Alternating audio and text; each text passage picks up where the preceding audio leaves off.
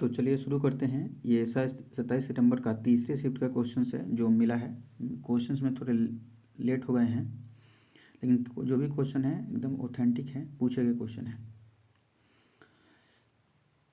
पहला क्वेश्चन है न्यूटन की गति का तीसरा नियम का उदाहरण।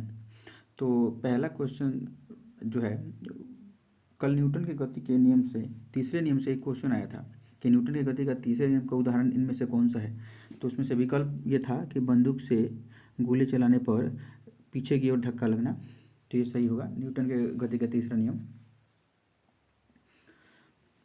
तो आप लोग बाकी देख लीजिएगा, अगर पूरा डिक्लेरेशन के साथ बताया जाए तो ज़्यादा लंबा वीडियो हो जाएगा। अब IPL 2025 में पर्पल कैप किसने जीता। तो पर्पल कैप उस खिलाड़ी को दिया जाता है जो सबसे अधिक विकेट लेता है। तो प्रसिद्ध कृष्णा ने टोटल 25 विकेट लिए थे 15 मैचों में, इन्हें ही पर्पल कैप दिया गया है।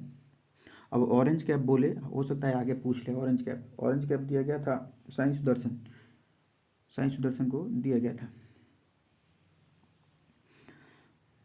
अब अगला है उल्लास नवभारत कार्यक्रम के तहत भारत का पहला पूर्ण साक्षर राज्य।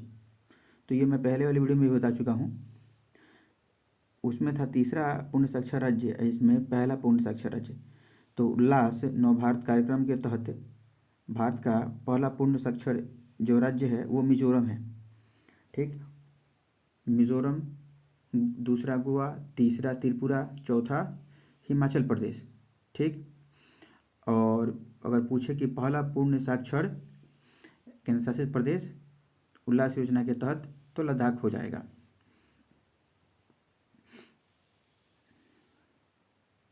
अगर ऐसे पूछते कि पहला पूर्ण डिजिटल साक्षर राज्य, तब केरल हो जाएगा। आगे अगला क्वेश्चन देखते हैं, शक्ति का सही सूत्र बताएं। तो इसमें 4 विकल्प दिए गए थे और शक्ति का सही सूत्र पूछ रहा था। तो शक्ति यानी P बराबर W/T भी होता है, या W बराबर P गुना T हो सकता है। इसे हम हिंदी में लिखेंगे तो लिखेंगे ऊर्जा बराबर का शक्ति आगुना समय। ठीक, या E ऊर्जा को यानी एनर्जी बोला जाता है, E से, शक्ति यानी पावर यानी P से, T यानी टाइम। ठीक, तो E = P × T होता है। 2025 में लोरियस स्पोर्ट्स ऑफ, थोड़ा क्वेश्चन इसमें छूट गया है। ऐसा था कि 2025 में वर्ल्ड लोरियस स्पोर्ट्स अवार्ड से किसे सम्मानित किया गया है या किस टीम को दिया गया है। तो जो रियल मैड्रिड है स्पेन की टीम, ठीक, फुटबॉल की, उसे दिया गया है Laureus sports of the year का अवार्ड। किस टीम को दिया गया है? Real Madrid. अगला है ATP का प्रकाश संश्लेषण कोशिका के किस अंग में होता है। ATP एडिनोटाइफॉस्फेट, जिसे कोशिका मुद्रा कहा जाता है, इसका जो संश्लेषण होता है माइटोकॉन्ड्रिया में होता है, इसलिए माइटोकॉन्ड्रिया को ऊर्जा गृह या पावर हाउस भी कहा जाता है। किस प्रकार के पौधे पर कलियां पाई जाती हैं। तो जो बायोफाइलम पौधे होते हैं उनके ऊपर कलियां पाई जाती हैं। फिर एक न्यूमेरिकल था कि 15 वोल्ट का विभवांतर के साथ 5 कूलम का आवेश हो तो किया गया कार्य क्या होगा। ठीक, जिसमें विभवांतर दिया था 15 वोल्ट और कूलम जो आवेश दिया था वो 5 कूलम था। ठीक, तो किया गया कार्य, तो W बराबर होता है VQ। ठीक, तो हमें दे रखा है V यानी विभवांतर को V से सूचित करेंगे। ठीक, आवेश का मात्रक कूलम होता है। ठीक, या तो ये 5 कूलम दिया था, तो W बराबर लिख देंगे कितना, तो 15 × 5। ठीक, आवेश गुना, बल्कि आवेश गुना विभवांतर। ठीक, तो हमें 15 × 5 = 75, यानी W बराबर कितना, 75 जूल हो जाएगा। कार्य का मात्रक जूल होता है, इसलिए आप देख लीजिएगा, क्योंकि दो जो थे 75 थे, एक में कोई कार्य का मात्रक जो होगा वो गलत होगा। चलिए आगे देखते हैं।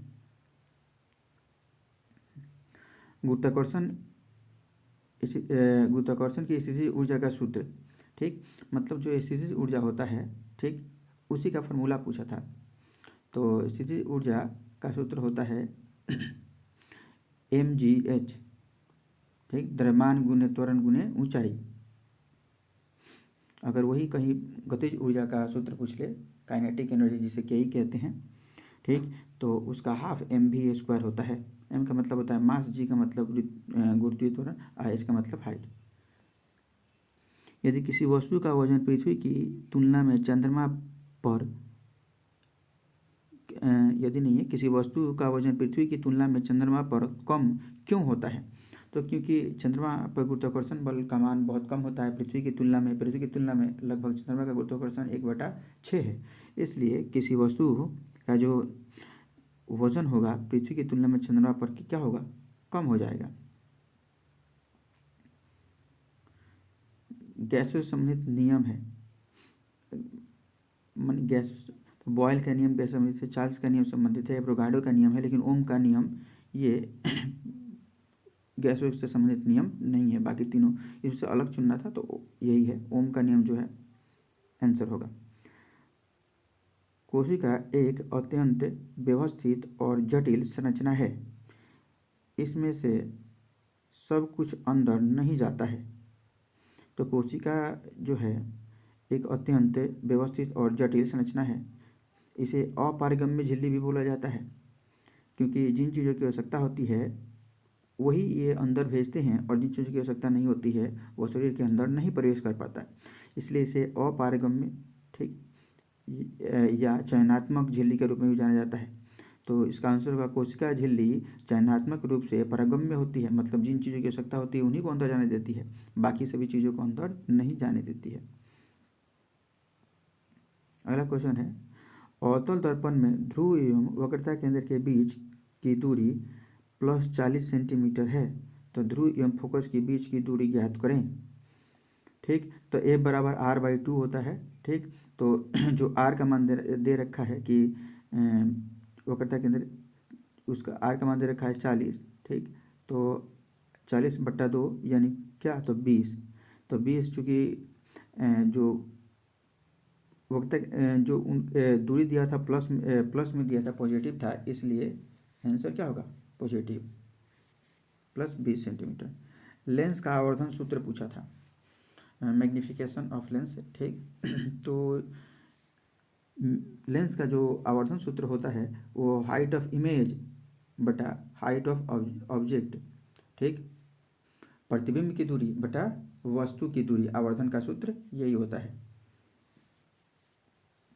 अगर और भी शिफ्टों के बाकी जैसे कि आज 28 तारीख का जो होगा फर्स्ट शिफ्ट का, क्वेश्चन थोड़े लेट से डाले जाएंगे, क्योंकि जब तक पूरा क्वेश्चन ना मिल जाए, मतलब सही ऑथेंटिक ना मिल जाए, तब तक ऐसे ही डालने से कोई फ़ायदा नहीं है। इसलिए थोड़ा टाइम लगता है, थोड़ा लेट से मिलेगा, लेकिन क्वेश्चन मिल जाएगा।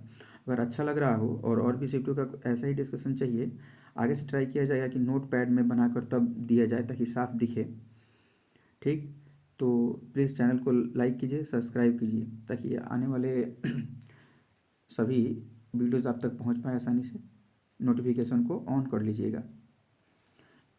अगला क्वेश्चन है, एक चीता विरामावस्था से शुरू करता है और 2 मीटर प्रति सेकंड स्क्वायर की दर से 10 सेकंड तक त्वरण करता है, तो अंतिम वेग ज्ञात करें। त्वरण करता है मतलब गति करता है। ठीक, तो इसमें आप देख सकते हैं क्या क्या दिया है। ठीक, उसके हिसाब से इसे फॉर्मूला लगा सकते हैं। तो प्रारंभिक वेग दिया है, फिर त्वरण मतलब दे रखा है। ठीक, तो आप जानते हैं कि अंतिम वेग भी दे रखा है। तो न्यूटन की गति के गैलीलियो की गति के पहला समीकरण हम इसमें लगाते हैं, v बराबर u प्लस ए टी। तो जहाँ u का मान 0 और प्लस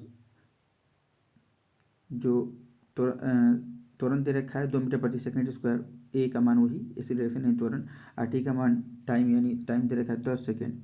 ठीक, तो जब इसे हम गुना करेंगे तो जो हमारा अंतिम वेग प्राप्त होगा वो होगा 20 मीटर प्रति सेकेंड।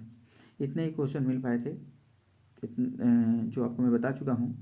ठीक, अभी दूसरा शिफ्ट का एनालिसिस का जो क्वेश्चन है वो मिल चुका है, लेकिन उसे थोड़ा तैयार करने में टाइम लग रहा है, तो मैं जल्दी उसका भी वीडियो डाल दूंगा। और जब 28 तारीख का जो फर्स्ट शिफ्ट, सेकंड शिफ्ट और थर्ड शिफ्ट का होगा, देखते हैं एक ही बार में डाल दिया जाएगा, नहीं तो फर्स्ट और सेकंड शिफ्ट दोनों का एक ही बार में लगभग 3-4 बजे तक डाल दिया जाएगा। तो आगे की सभी क्वेश्चन जानने के लिए पहले चैनल को सब्सक्राइब कर लीजिएगा। धन्यवाद।